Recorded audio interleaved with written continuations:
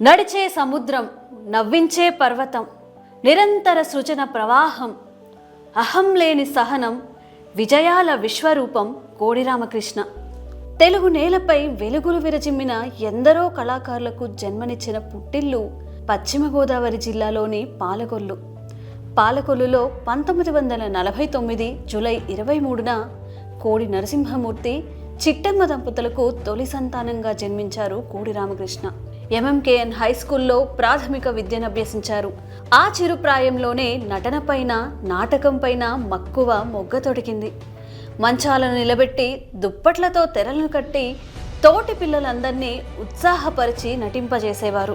ఏఎస్ఎన్ఎం government కళాశాలలో చదివే నాటికి నటనపై ఆయనకున్న ఆసక్తి పెరిగి పెద్దదై మహావృక్షమైంది. నాటకాలు రచిస్తూ, నటిస్తూ, దర్శకత్వం వహించడమే కాదు, చిత్రకళలోనూ గుర్తింపు తెచ్చుకున్నారు రామకృష్ణ.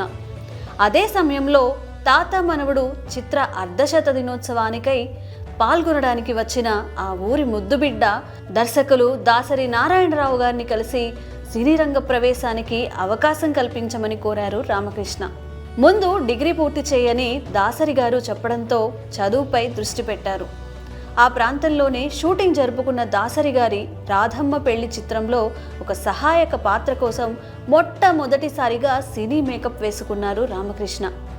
బీకాం డిగ్రీ పూర్తయ్యాక దాసరి గారి నుంచి స్టార్ట్ ఇమీడియట్లీ అన్న టెలిగ్రామ్ అందుకొని మద్రాస్ మహానగరంలో అడుగుపెట్టిన ఆయన ఎవరికి వారే యమునా తీరే చిత్రంలో సహాయ దర్శకుడిగా తన సినీ ప్రస్థానం మొదలుపెట్టారు. తాను పనిచేసే చిత్రాలలో అడపాదడపా చిన్న చిన్న పాత్రల్లోనూ నటించారు. తూర్పు పడమర చిత్రానికి అసోసియేటెడ్ డైరెక్టర్గా పనిచేస్తున్న రామకృష్ణ గారి ప్రతిభను గుర్తించిన ప్రతాప్ ఆర్ట్స్ అధినేత కె రాఘవ గారు దర్శకుడిగా తొలి అవకాశం ఇవ్వడంతో ఇంట్లో రామయ్య, వీధిలో కృష్ణయ్య చిత్రంలో ఆయన సినీ జైత్రయాత్ర ప్రారంభమైంది. ఎన్టీఆర్ మినహా ఆనాటి అగ్ర హీరోలందరి చిత్రాలకు దర్శకత్వం వహించిన ఆయన చిన్న తారలతోనూ విజయాలు సాధించి దర్శక సవ్యసాచిగా కొనియాడబడ్డారు.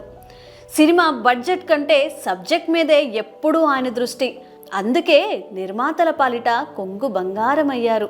చిత్రసీమలో శిఖర స్థాయిని అందుకున్నా మూలాలు మర్చిపోని ఆయన పాలకొల్లులో లలిత కళాంజలి నాటక అకాడమీని స్థాపించి 3 దశాబ్దాలకు పైగా తన చేయూతను అందిస్తూ రంగస్థల కళాకారులను ప్రోత్సహించారు.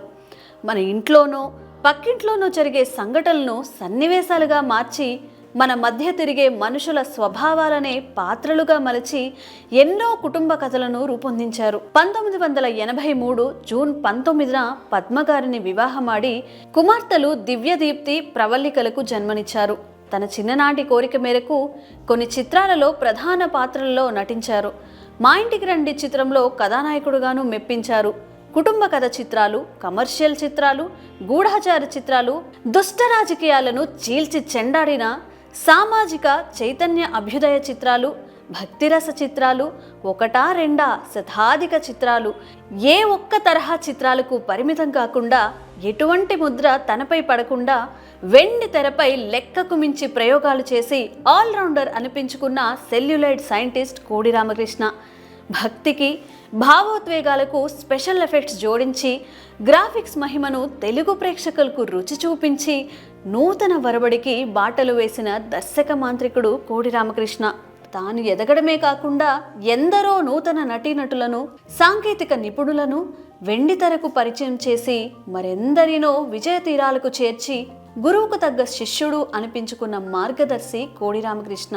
తన శిష్యులను తన స్నేహితులుగా, తన కుటుంబ సభ్యులుగా అభివర్ణించిన స్నేహశీలి. ఓ శతాధిక చిత్ర దర్శక శేఖరా, భౌతికంగా మీరు ఈ లోకంలో లేకున్నా మా మనోలోకంలో మహారాజులా ఎప్పుడూ కొలువై ఉంటారు. తెలుగు సినిమా ఉన్నంత వరకు మీకు మరణం లేదు, లేదు, లేదు. గురుదేవో భవ.